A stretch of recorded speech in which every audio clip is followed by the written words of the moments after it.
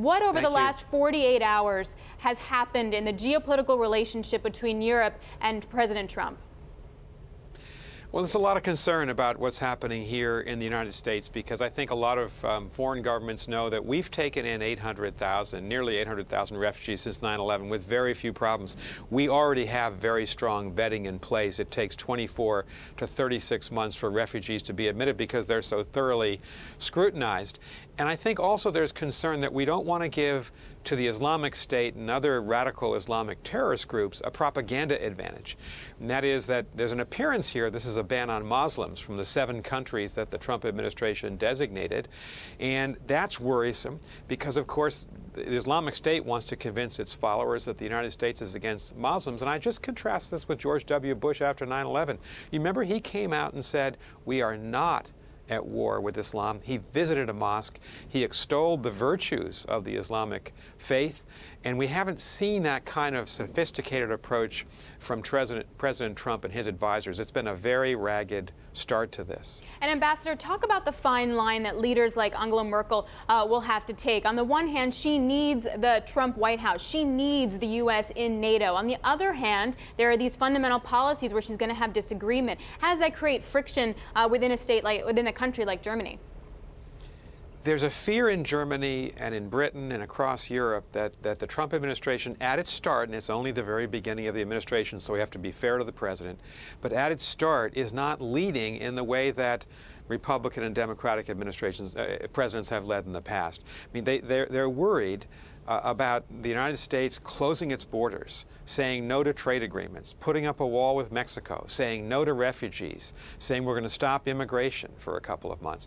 And so they worry that the United States, the city on the hill, the country that's led the Western alliance, the open, confident America, looks like a closed, fearful America. And you hear that from Europeans. They're also worried that the Trump administration might swing its support to some of the right-wing populist movements that are contesting the elections in the Netherlands, France, and Germany this year. So I think transatlantic relations are at a very brittle state right now, and it really needs, the Europeans want to see a self-confident, open American president. They don't think they've seen that yet. Nick, you served as the senior-most diplomat in the Department of State under George W. Bush. Put yourself in Mr. Tillerson's shoes right now. He's going to be voted on just shortly here in the Senate to be confirmed, presumably, as Secretary of State. How much more difficult is his job and the job of all of his ambassadors, not only in Europe but across the world today? Well, I think that Secretary Tillerson, when he is confirmed, and I hope that happens this week, he's got the weight of the world on his shoulders because the rest of the world, particularly our allies in Asia, Europe, Mexico, Canada, are looking for reassurance that the United States is going to be with them and that we're not just going to break all the eggs and change all the policies of the United States government just because the administration is new. And they're looking for constancy.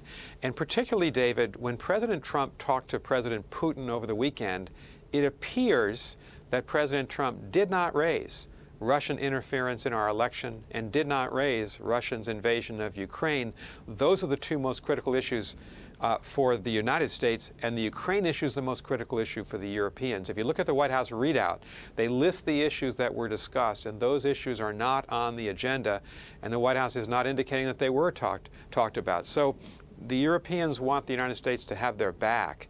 And right now, Putin's division of Europe is a major concern of Germany and of the East Europeans as well as the other West European countries. There is another concern here as well, Ambassador. You talk about breaking the eggs. One of the key defining characteristics of developed markets versus emerging markets is stable and predictable institutions. One of the credit rating companies at the back end of last year hinted maybe we've begun to take that for granted. Would you agree with that?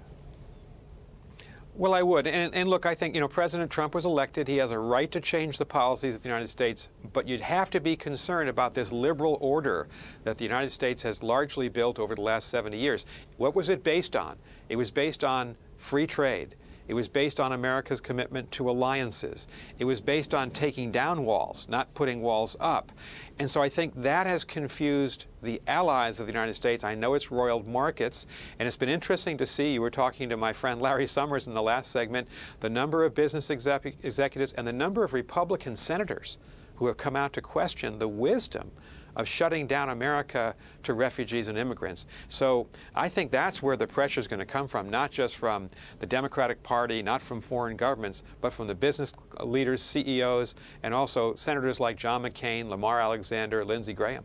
Well, right, I wanted to pick up on the business angle, but something I'm trying to wrap my head around is if you're an international U.S. CEO and you're looking to make business investments, how do you do that in a world where you don't know what the relationship is going to be between Europe, for example, and the U.S., and when there are those geopolitical risks in Europe as well? Right, and so you're exactly right. Over the last 3 or 4 years, there's been an assumption in the business community and in foreign governments that the U.S. would proceed with free trade agreements both with Europe and in Asia. We know now that's not going to happen. And we know that NAFTA is being reconsidered. So I think the Trump administration fairly quickly needs to come forward with its own sense, a sophisticated sense. How are we going to proceed on trade? Because businesses are going to be reluctant to invest, as you know very well, if they're not certain what the rules of the road are going to be with our major trading partners, Canada, Mexico, and the European Union, and our major East Asian allies, and of course also with China. And so there's this confusion. If you tear the house down, you've got to quickly begin to rebuild the new house and show people what it's going to look like so that they'll have the confidence to be with you, and that's not the case right now. So, Nick, fair enough, but I think it's fair to say that Donald Trump campaigning for president, and now as he's gone into the presidency, tends to tear the house down. That tends to be his modus operandi. So how does this work, where you need constancy for international relations on the one hand? On the other hand, you have somebody who, by his nature, that's why he was elected, is basically an insurgent. Which one gives? Which adjusts to the other? Well, David, I think you've asked the key question. As you look at the power plays within the administration, a lot of press coverage this weekend over that, you have to hope that Rex Tillerson and Secretary of Defense Jim Mattis will emerge as power centers because they are sophisticated people. They know how the world can work best. And the United States is at the center of the global system. We're the strongest economy and political power. We need to send out clear signals of what the rules are going to be.